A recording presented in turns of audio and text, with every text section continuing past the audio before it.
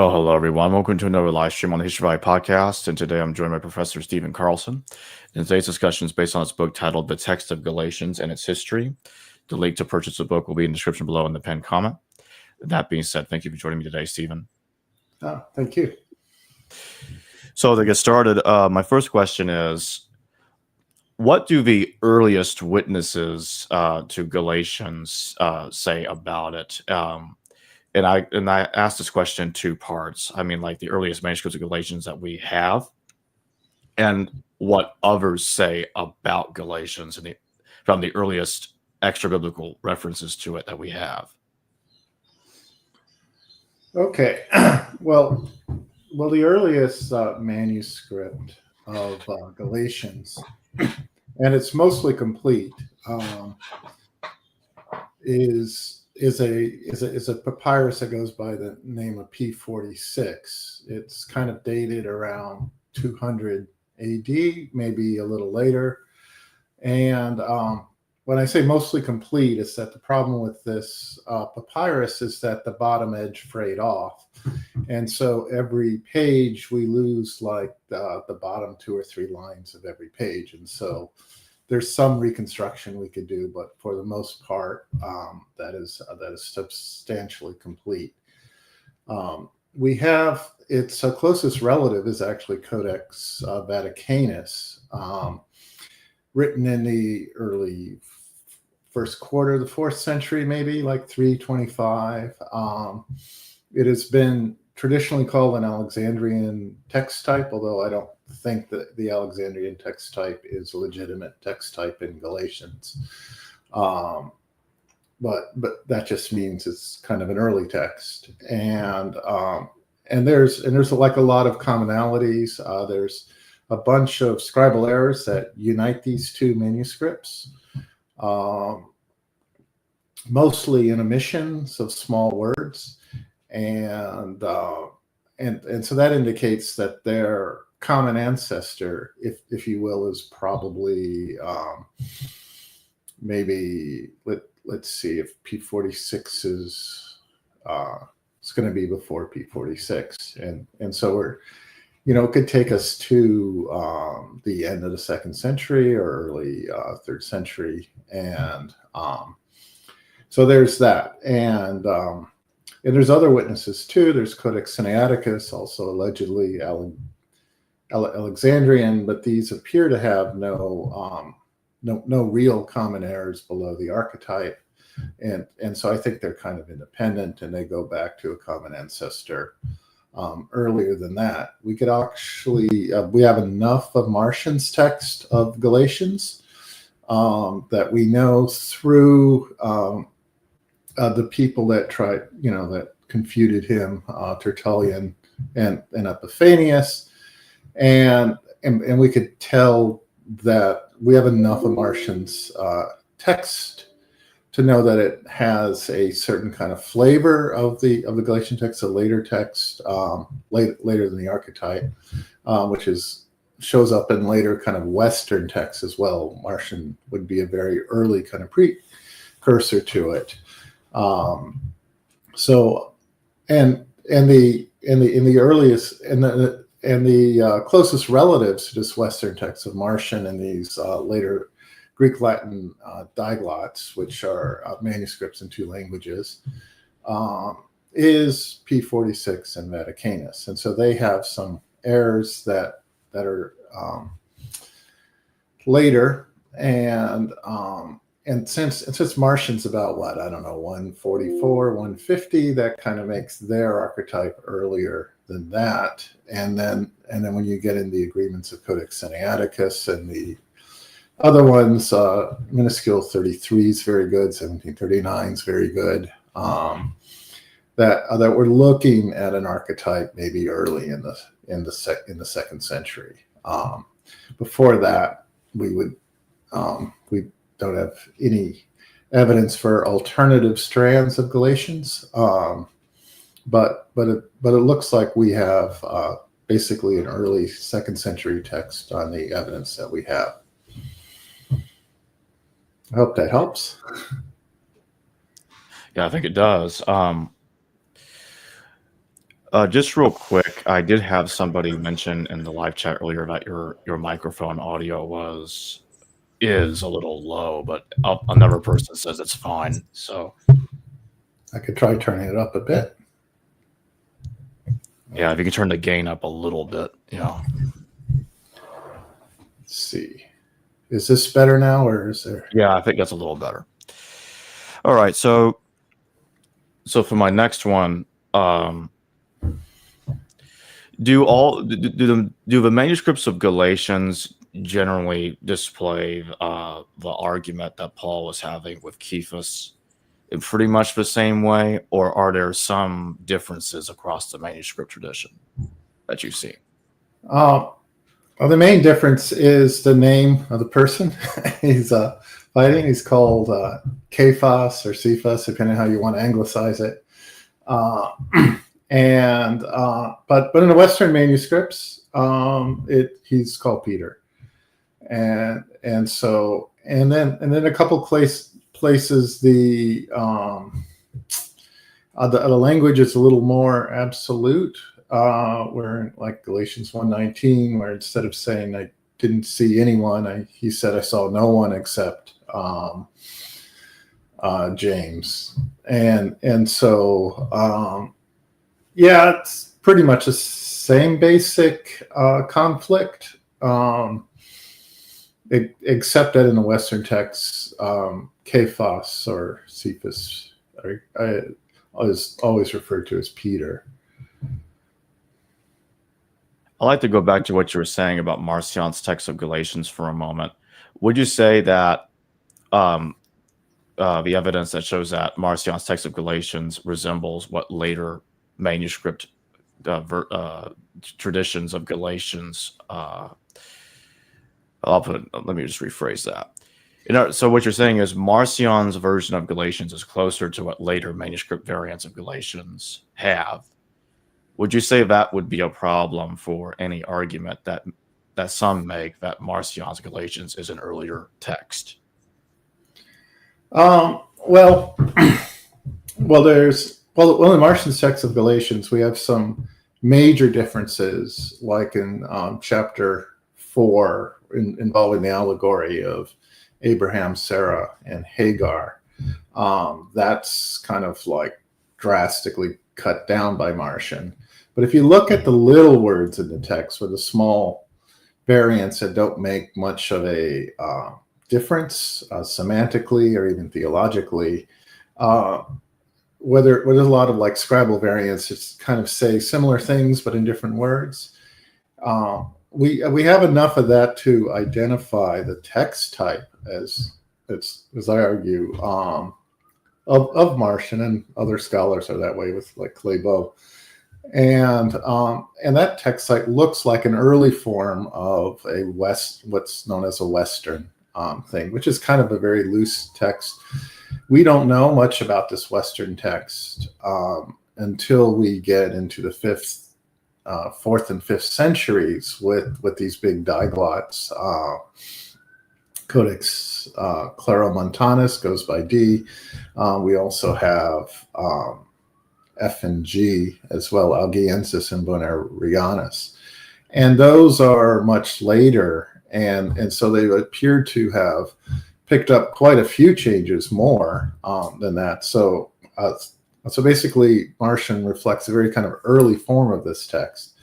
But nevertheless, to me, that indicates that Marcion just picked up a local text of where it was, and it was kind of Western in orientation. Western's not a great term because he probably picked it up in Sinope, which is in northern Turkey. And so this Western text is not purely in the West. It kind of survives in the West, but it had a much wider distribution. And so I think he just picked up a local text of Galatians. And so a lot of differences between what Marcion has and what his opponents said, oh, he's changing the text. It's just like local textual changes, which aren't that big of a deal. But it shows that that the text of Galatians was already circulating for some time, maybe a full generation, for these differences to get out. And so I think that Marcion has a very kind of early copy of Galatians. He did edit it some, and his closest relatives shows even more scribal activity in different ways, not quite so drastic, but more pervasive. And so if you kind of take Marcion's testimony seriously, which for technical reasons is kind of very difficult to really incorporate it, because our best knowledge of Marcion is through a Latin writer, and so there's like a lot of nuances of Greek words, particularly the definite article. It doesn't come through Latin, and so there's a whole lot of data and detail we can't get. But if we were to do that and take the Western text a bit more seriously, there could be up to, I don't know, 200 different variants, almost entirely in small words here and there, whether we call Peter Kephas or not, like those kind of things, and some other wording changes that we would kind of have to like rethink what the original Pauline text looks like. Right now, the Western text is not held in very high regard by many textual critics, particularly those working in Germany as well as in Britain and the U.S. There's some champions of the Western text. I think there's some older French textual critics who kind of like it, but that hasn't gotten a really serious look at it for quite some time. If you do want to take Marcion more seriously, you kind of have to look at these Western readings. I've kind of looked at them, and nothing really jumped out to me as significant enough to commend one way or the other. But I'm always willing to look to see if someone gives it a shot to see how good their arguments are.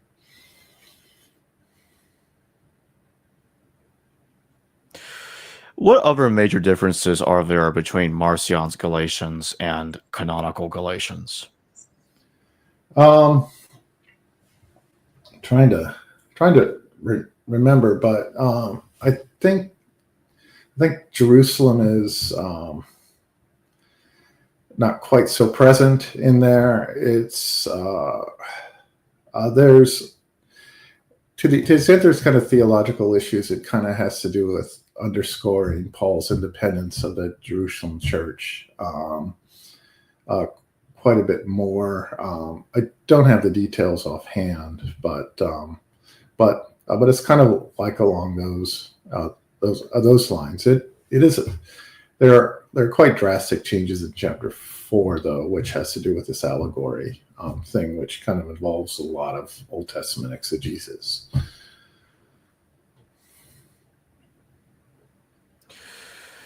So now I want to ask about other manuscript families of Galatians. What are some of the most significant differences that you've seen? And now I'm asking you more about the later manuscripts of Galatians, and much later ones.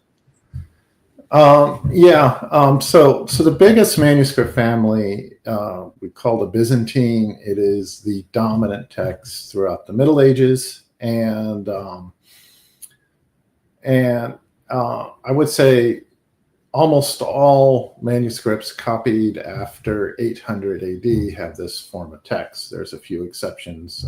33 is one of them.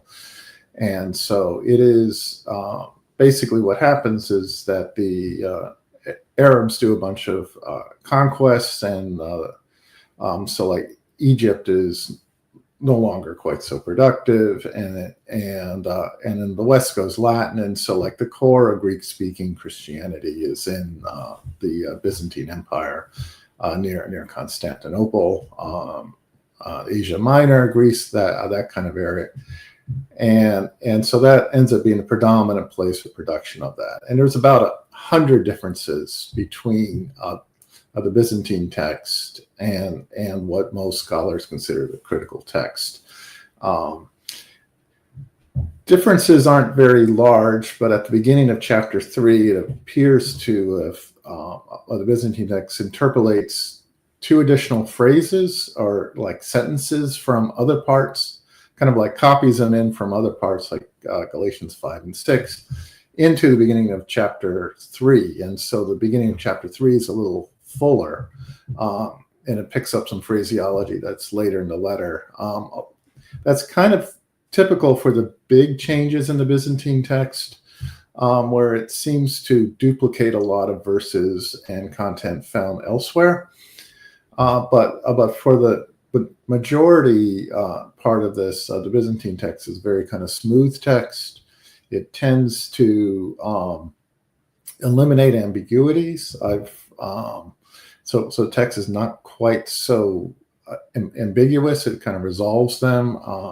By my count, it gets about 90% of them correct, the way modern scholars would resolve the same ambiguity.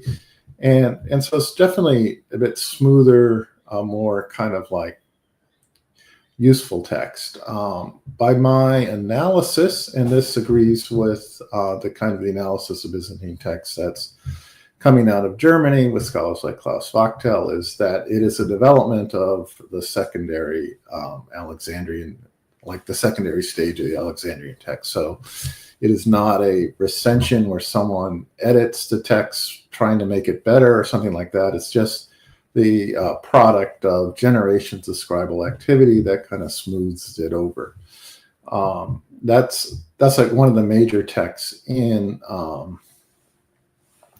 Galatians, is Byzantine text. It is of particular interest to a lot of people because that is the text that the first editions of the Greek New Testament in the 1500s were using this kind of format text. So it becomes part of this big edition called the Textus Receptus, as it's known, the received text.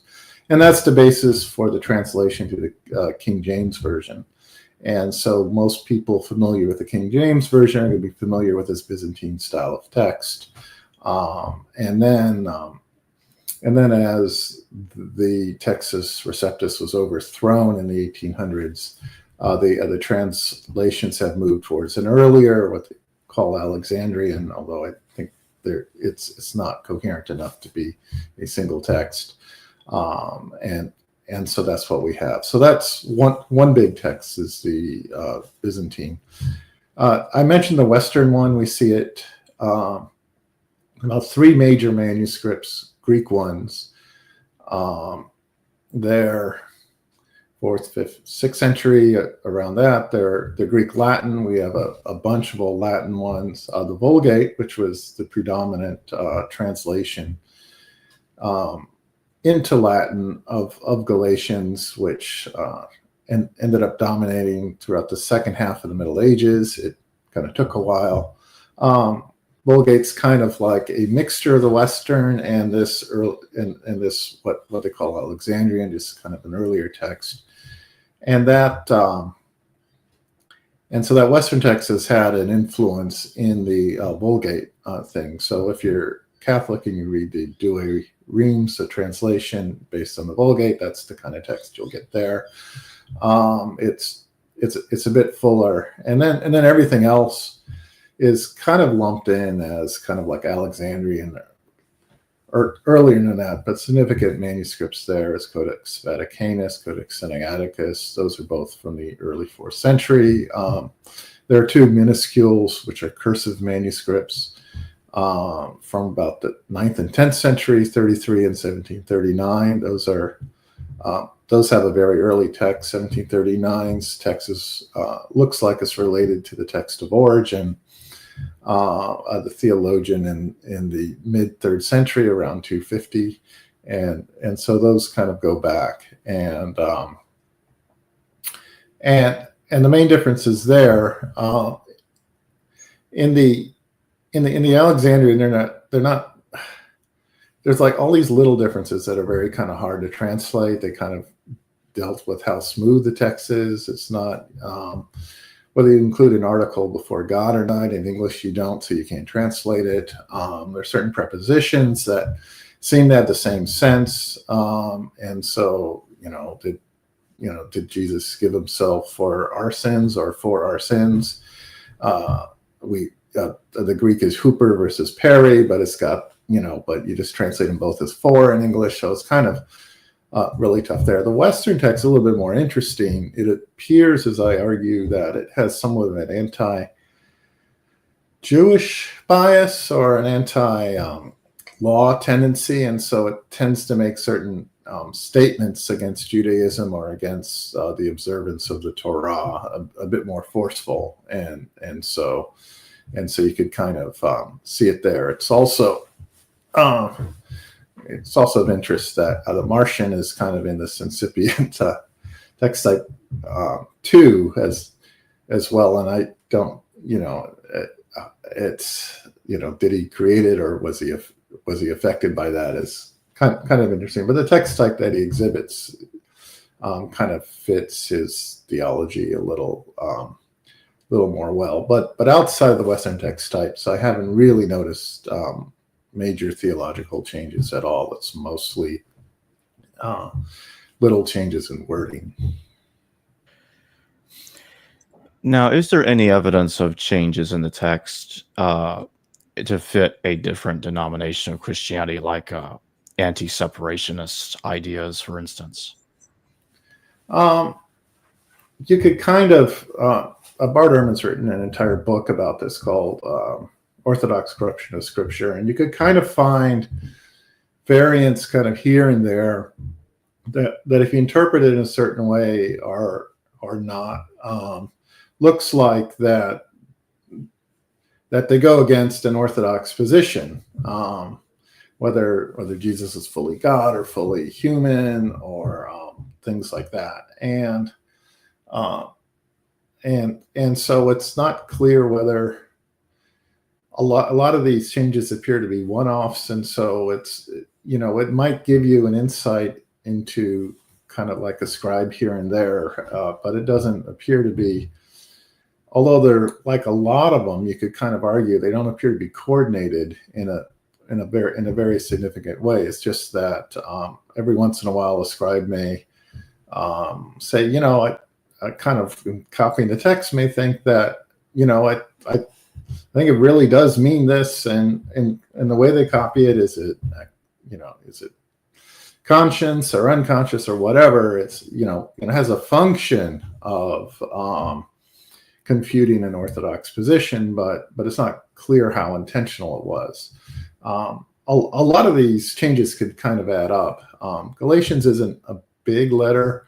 I went looking for a lot of these theological ones, and I found mainly, again, it's in the Western, and it appears to be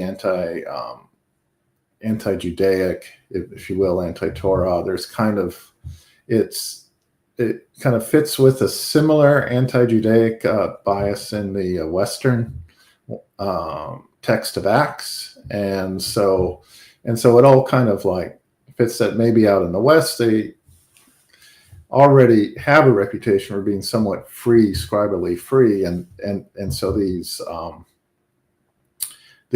kind of variants get in there in their text a little more prone, a little more common to have these variants there. But out in the East, the text appears to be copied a little bit more strictly, and their concerns have to do with how confusing the text appears. What do you make of Michael Holmes' idea, his proposal that some variant readings in P46 and other early witnesses are evidence of an early commentary on Paul's letters in the form of marginal notes, as you mentioned in page 146? Yeah, I think it's a fascinating observation. I wish there's page more. 169, just to correct myself, but keep going. Yeah. I wish there was more follow-up work on that.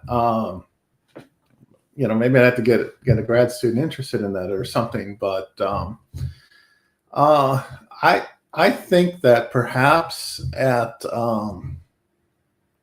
Galatians 4:25 we might have a marginal note. In fact, I argue for it. That kind of clarifies what Mount Sinai is, and that marginal note says Sinai was a mountain in Arabia. And that could be part of a commentary edition. I do think that all of our manuscripts of Paul go back to a 10-letter edition. That is all of them except for the pastorals for 2 Timothy and Titus. And so it would be kind of interesting whether there was like this was also a commentary edition, because you do kind of see this note in all the text types. So whatever the archetype has the note, and it may be the case that P46, which is fairly close to this, maybe a century later, may have copied some of these notes a little more, kind of incorporated in the text. I think it's worthwhile someone taking a closer look at it. Holmes did it for Romans. I noticed one thing in Galatians, but we have 10 letters to deal with, and that would be a worthwhile study. That would indicate that the initial one of the big editions or collections of Paul's letters was already kind of put together and kind of commented upon. And like one question is, did they notice variant readings at the time and kind of preserve those? And so we might be able to get a chance to get before that text into the first century. I know there's a gap between when Paul wrote these letters around 50 and when they were kind of collected and published as as an edition, maybe early in the 2nd century, like 50, 60 years later. That's true. That's what we kind of have to deal with. But there isn't a lot of internal evidence for like editing that kind of like produces issues in the text. If anything, it appears that they didn't take the opportunity to edit the text better in the sense of smoothing out Paul's languages. That was a process that happened over the centuries later on. So I think that the edition there is pretty close to what Paul wrote. Why do you think that Peter was? Let me rephrase that. Why did they, in some of these manuscripts, replace Cephas with Peter? What was the point of that? And my second part to that question is, on page 187, you mentioned that Eldon J. Epp has noticed a tendency to increase the prominence of Peter, who, like Paul, takes the gospel to the Gentiles. What do you make of all that? Yeah, part of it is, I think as basically Christianity stops being an Aramaic speaking, Hebrew speaking, if you will, Semitic speaking sect of Judaism, and has more of a Gentile component, speaking Greek and then later Latin. And this Western text is peripheral to. It's not really found in Jerusalem, in that kind of area. He's just being called by his Greek name. Kephas means rock, and so does Peter, and so it looks like it's just the Greek form of his moniker, and so that's why there's like a lot of names and like confusing people, and they just and it's kind of unclear why or how Paul switches from one name to the other. I have a feeling that when he's writing to the Galatians, that when he wants to kind of distance Peter somewhat from Gentile congregations, he'll kind of refer to him more with the Aramaic name and things like that. And so I think it's a way of showing that he's close to Peter, but Peter's not close to them, or something like that. That needs more study too. But there are ways of manipulating how you call someone for rhetorical effect, and I suspect that's going on there. But that rhetorical effect is largely lost once the original context is gone. And so it just made more sense for people to refer to Peter with the same name. But it did, later Christians like Clement of Alexandria thought that Cephas and Peter were two separate people. A lot of that's driven by, there's a comment in Luke about the commissioning of 70 or 72 disciples, and they wanted to find out identify who these all were. And so anybody with a different Christian name, who was early Christian, tended, well, if they're not the apostle, then they're one of the 72. And so there's a big, there's a big push. It's not clear in Clement, but in other places, that's one of the things going on, is just kind of like vacuuming up all these names and trying to identify who these 72 disciples were. And so it kind of becomes convenient for Peter and Cephas to be two different individuals, because then you can start filling out that 72. So how many manuscript families are there exactly for Galatians? And my second part to that question is, how do scholars such as yourself determine which manuscript family is more reliable than the others? How does that work? Okay. Traditionally, there's been like three big manuscript families. This is according to the work of Westcott and Hort in 1881, where they kind of say there are two early families, Alexandrian. And they called it neutral, but we call it Alexandrian, and they reserved Alexandrian to a later phase of this neutral.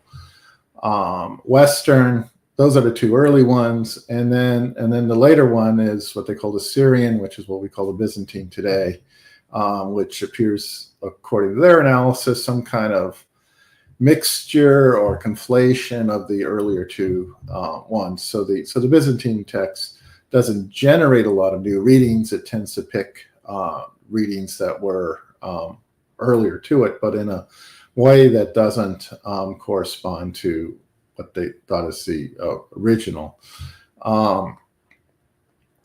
Text types right now in Germany, they got a new method called a CBGM that just kind of throws text types out the window. They talk about textual flow at variance.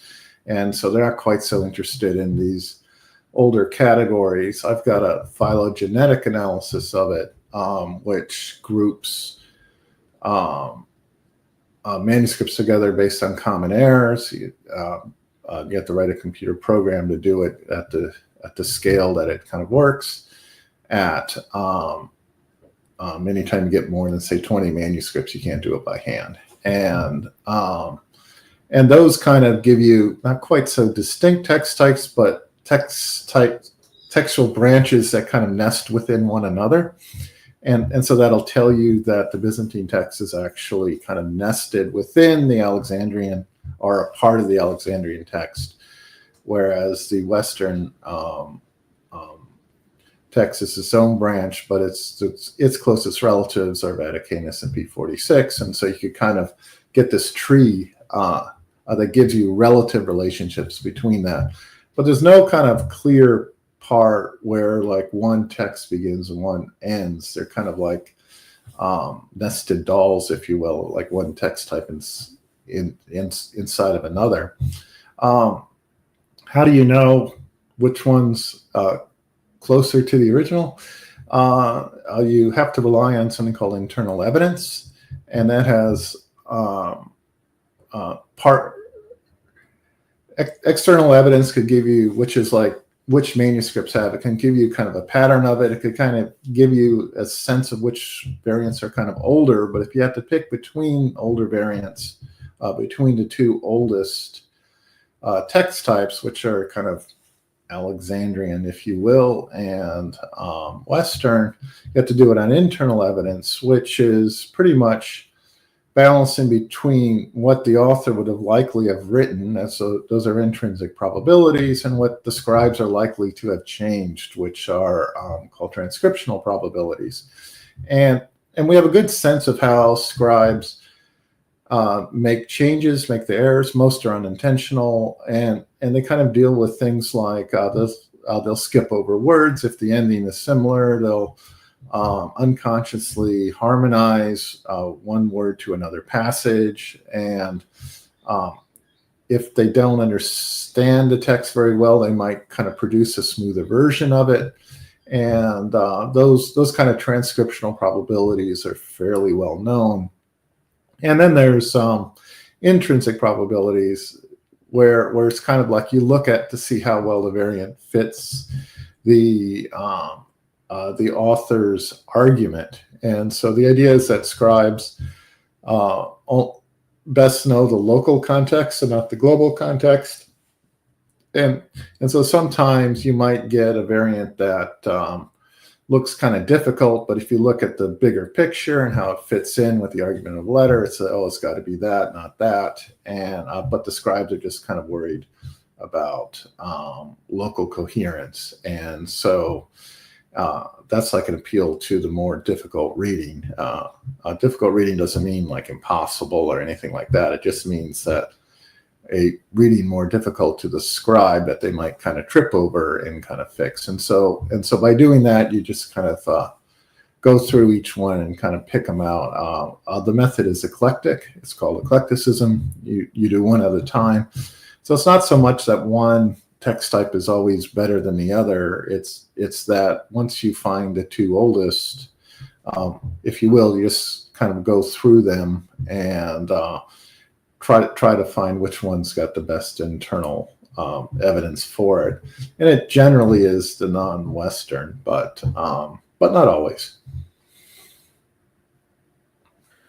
Can you tell us a little bit about the addition of adultery? It's got a word, the word adultery, into Galatians and one of the manuscript families.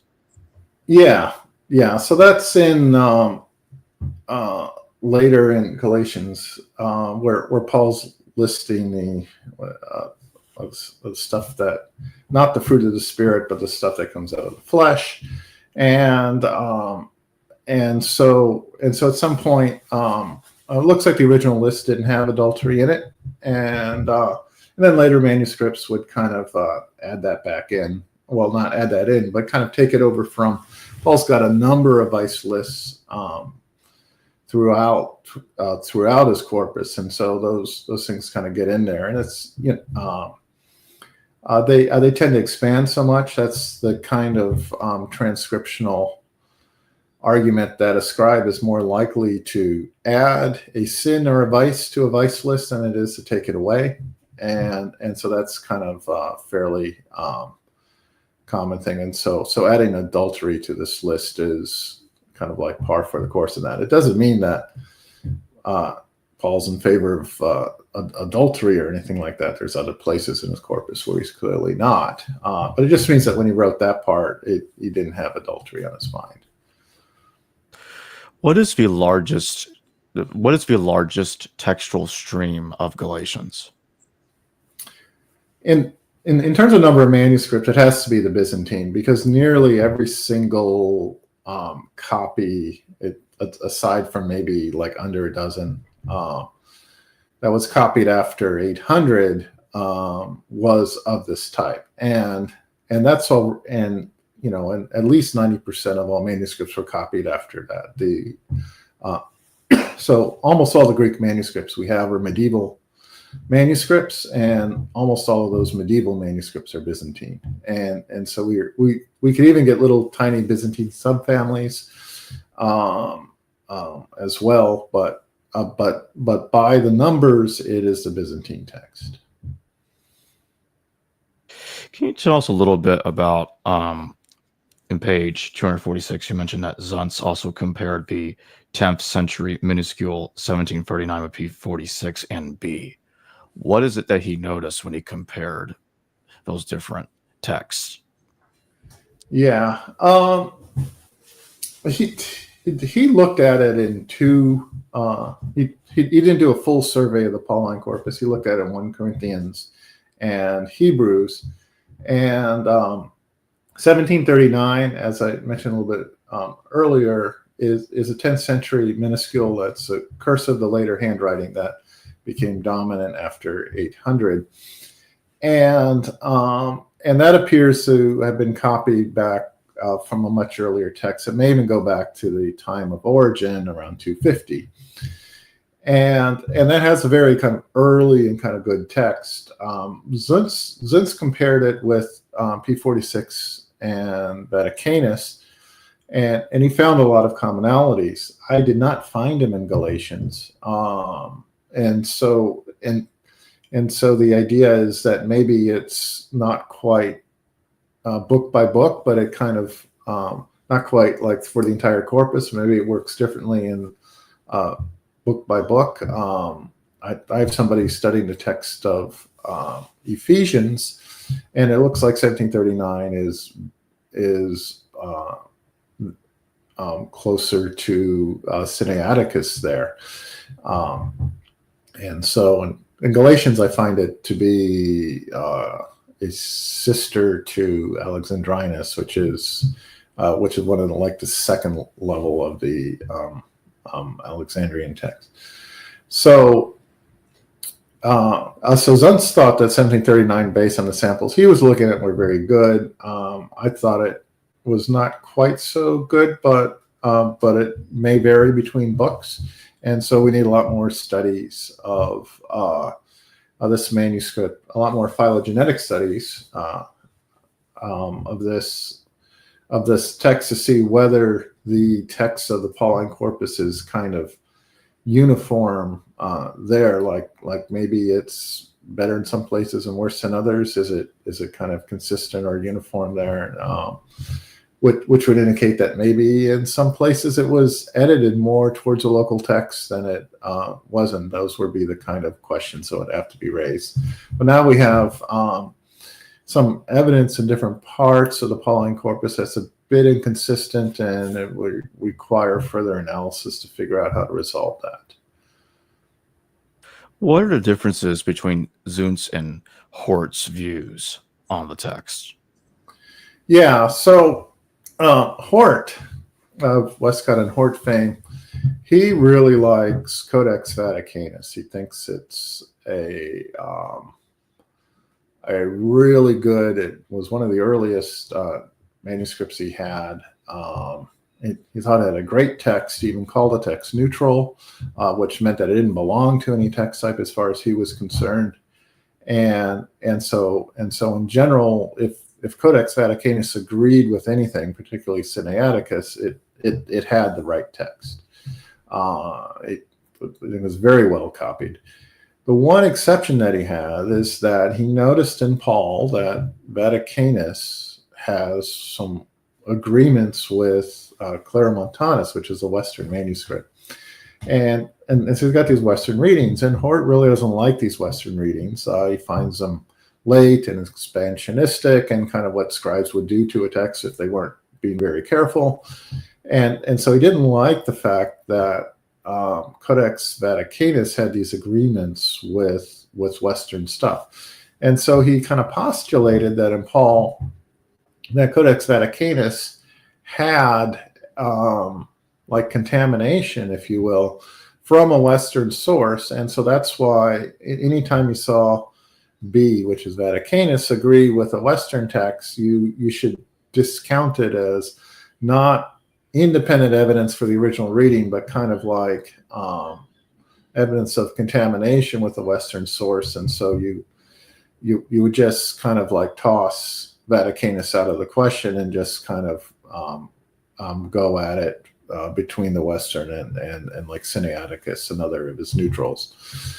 And that's what he did. Now, Hort didn't know about P46, and Zun was able to Zun is writing in like after World War II in the 1950s. Hort's writing in 1881. So we have like, like 70 years.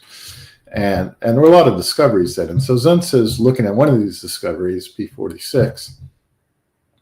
And he notices that when P46 agrees with B, that's Vaticanus, its agreements, those places that Vaticanus agrees with 46 and which agrees with the Western ones, look very good on internal grounds. And so rather than being that, all agreements between Vaticanus and the Western are bad, you kind of noticed as well, the ones that B happens to agree with P46, which could be like a century earlier than B or Vaticanus, they actually look quite good. And so he posits that those three agreements between Vaticanus, P46, and the Western are old. And that's what my stemma finds as well. And so I think that Zun has a better reading of the evidence than Hort, in part because Hort didn't have this key, which is P46, to tell him which Western agreements that the Vaticanus has are good and which ones are bad.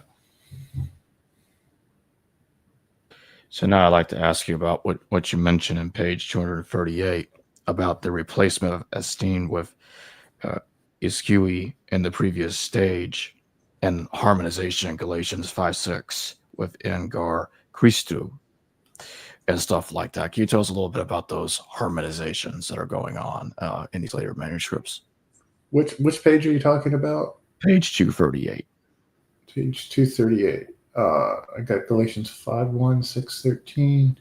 I was looking at Galatians 6:15 and 5:6. Well, specifically Galatians 5:6 at the bottom of the page. Oh, okay. Yeah. So Galatians 6:15 in one version,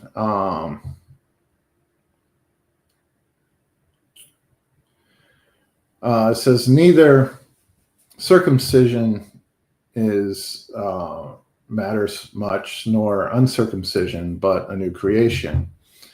And then in a variety of other manuscript adds, mainly Byzantine, but also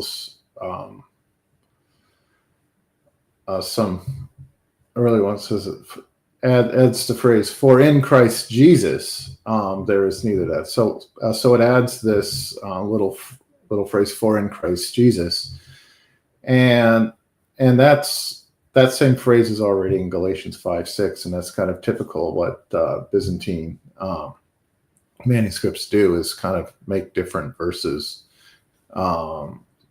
talking about similar things be more similar.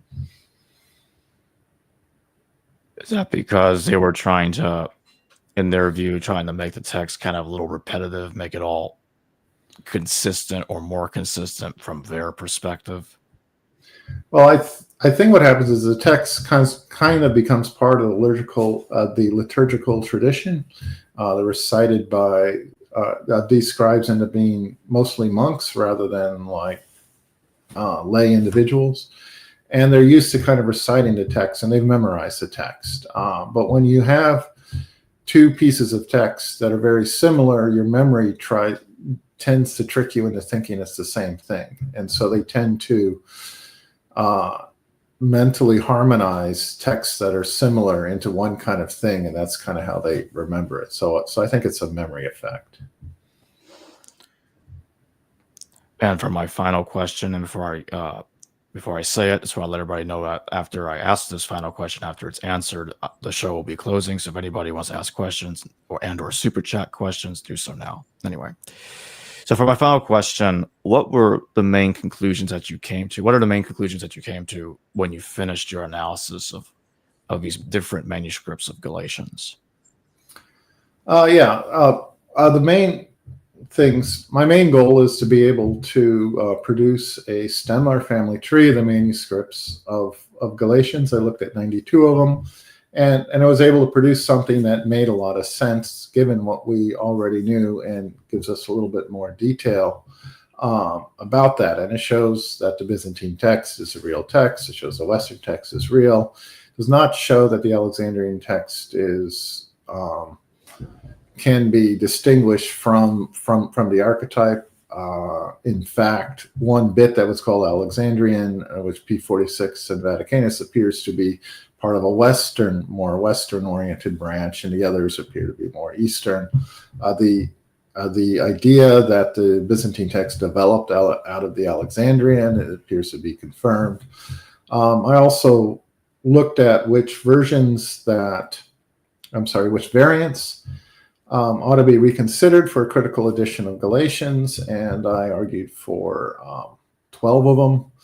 All but 2 are virtually untranslatable, and the main 2 is one is Galatians 2:12 is instead of when he came, or when they came, it's when he came, and so it gives you a different kind of view of the Antioch incident between Peter and Paul, where like Peter comes to Antioch and Paul kind of like reams them out, and so with the older version, I kind of argue is that Peter kind of came in and was a little bit kind of got forced to withdraw, and so he wasn't acting like his nickname, the Stone. He was kind of like took sides, and Paul kind of reamed him out. And then the other one is Galatians 2:20. So instead of by faith of the Son of God, it's by faith of God in Christ. And if you're into the whole faith of God debate or faith of Christ debate, this would be a case where the faith of God and the faith of Christ is coordinated closely, and so that might give us an idea of what Paul thought the faith of Christ was.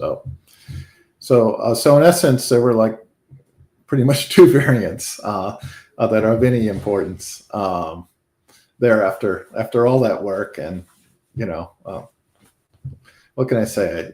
As a sometimes as a scholar you would hope to be more, but it's okay that it turns out that our forebears, at least for Galatians, put together a very good text, and so there wasn't much room for improvement, but hopefully I found some. I'd like to remind everybody that the link to purchase the text of Galatians and its history will be in the description below in the pinned comment. And with that being said, thank you very much for joining me today, Stephen Carlson. Oh, thank you for giving me the opportunity to talk about it.